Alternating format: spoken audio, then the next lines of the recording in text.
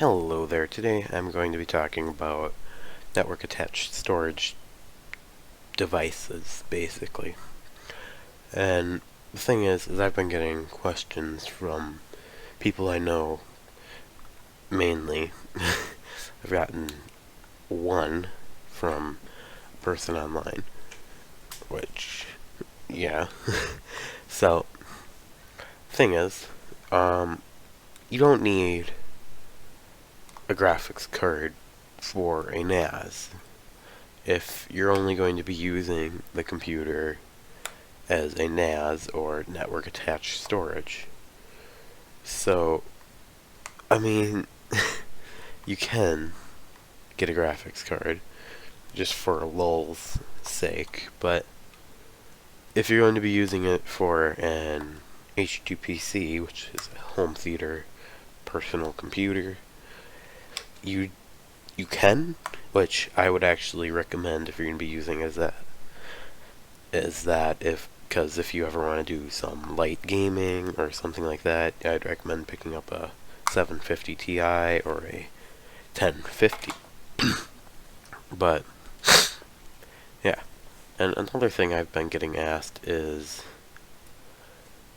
what kind of hard drives do I need? Now, you could use WD Blues or even WD Greens, but you don't need it. Or you can use it, but sorry, don't.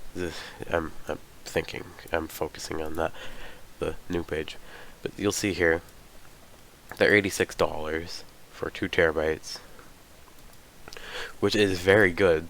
Get me there, or understand that I'm saying that, cause WD, cause if you Western Digital, so if you go to any other, I'm going to beat the crap out of someone.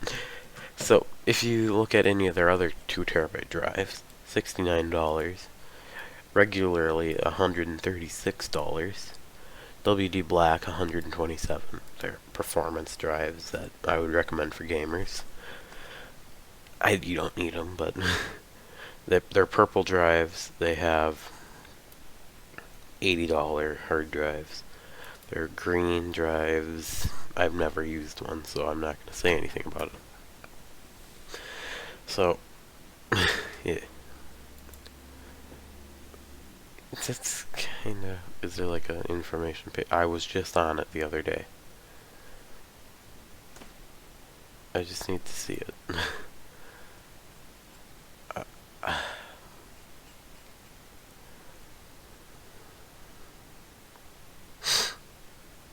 Personal, maybe?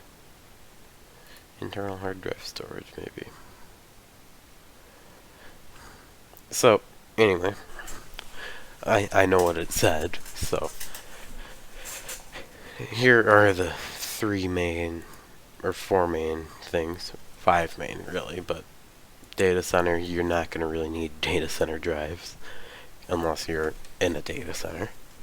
So, WD Blue, those have the lowest warranties out of all WD drives. I'm not too sure about data centers, but out of blue, black, red, and purple, just assume that's what I'm talking about here. We'll move to data centers maybe, but WD Blue, that is it's pretty much their budget hard drive. Comes with, I think, a 2-year warranty, and I would recommend it if you're building a budget PC, or you're building a, like, just a very basic PC, like a budget gaming PC is what I meant, but a very basic PC for, like, not even graphics card, it's just gonna be a computer for, like, someone who doesn't game, someone who's just going to be using it for, like, I guess doing taxes or something. Doing bills. Paying bills, I should say.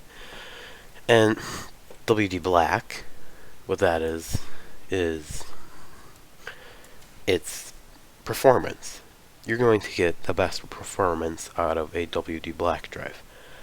And we'll finish on the red, but purple, I would honestly, if you can, recommend getting purple over red, because if you're looking for more of a sort of not performance drive, but if you don't need the extra warranty, never mind. I thought they were 7,200 RPM. Never mind. And they might be, actually. Something I would say there. But you don't need to, if WD Red drives all of a sudden cost like $100 for a terabyte, I would recommend the WD Purple if it's cheaper, because you don't need that extra thing unless... Don't get me wrong, you do want a WD Red drive if you're going to be really relying on the server or NAS for storing all your files, and you're only going to have one or two hard drives running in like RAID 0. Never do that. Use like RAID 1, I think, or RAID 10. I'll do a video on that sometime. But then you have WD Red, which is built for network attached storage, or NASs. So you can see here, WD Red Pro drives are $170, starting at 3 terabytes. And then WD Red NAS drives, just regular, no Pro, start at $74 for 1 terabyte. Now, can I recommend Pro over WD Red? No, I can't. Unless you really need that extra reliability. Then, can I recommend WD Red for a gaming PC? God, no. It's only 5,400 RPM.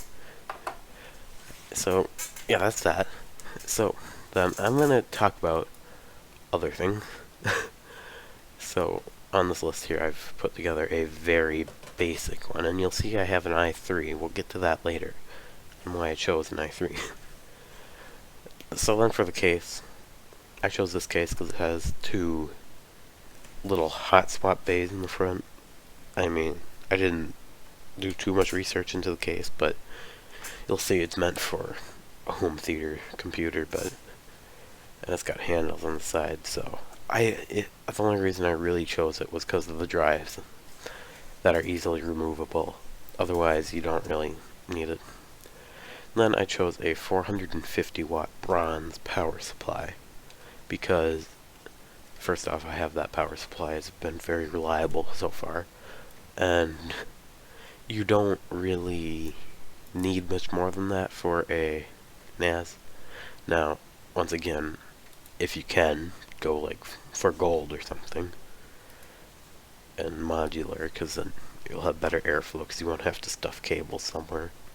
And then I chose 8 gigs of DDR4 ECC RAM. Now, you may be wondering why you need ECC RAM. No one knows. No.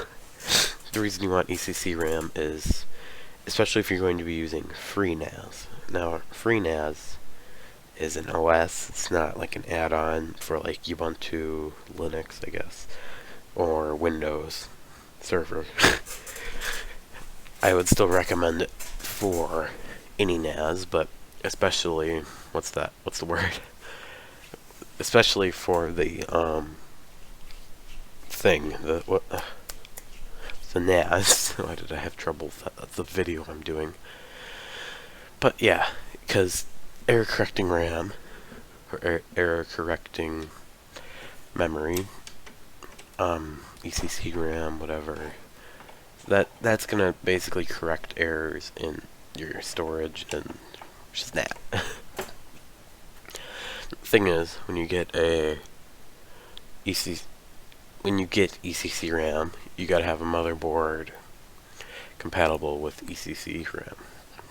Now, I chose UATX versus the mini ITX or ATX board. ATX is just a smaller ATX or a mini ATX or what's it, micro ATX? Yeah. So I chose UATX because I think it's actually a smaller micro ATX board, and really the reason I didn't choose the mini ITX is because it has Wi-Fi, and really you don't need to be paying premium for Wi-Fi unless you really need it, which then, as you'll see, this has 2 PCI Express slots, which motherboard manufacturers, stop putting them so close to each other. It is a pain in the ass.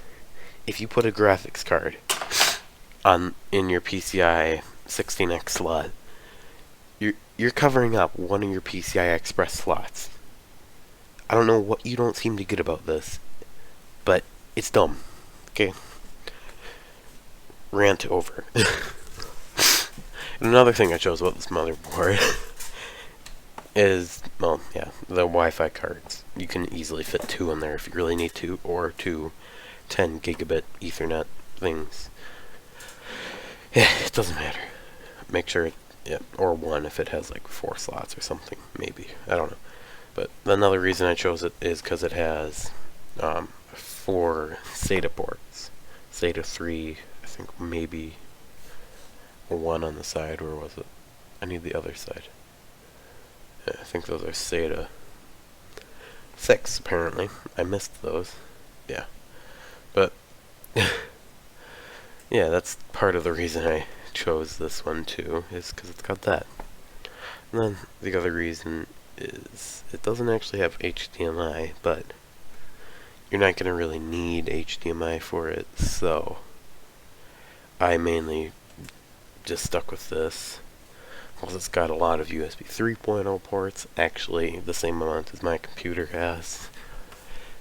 Yeah, let's stop talking about my computer, but it's pretty much fine, because you're going to be able to, most monitors are going to have compatibility with that. You may not have cords that work with that, but it should work just fine. Let's use this one. This one's zoomed in a little more. And then that's pretty much it for the motherboard. And then also it's the most recent socket type from Intel. And yes. So the next thing is processor. Now you may be wondering why I chose an i3.